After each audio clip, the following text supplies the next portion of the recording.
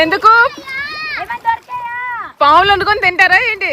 చేపలు తీసుకురండి అంకుల్. ఇక్కడికి ఇక్కడ చేపలు వండుకొని తింటే భలే ఉంటాయి. ఫ్రెష్ గా పడదాము. ఇగో అంకుల్ గారు చేపలు పట్టారు. ఎంత పెద్ద పెద్ద చేపలు పట్టారు చూపిస్తారు చూడండి. అబ్బా రవ్వ చేపండి. చక్కెర కాదు, చేపలు తినే వాళ్ళకే తెలియట్లేదు.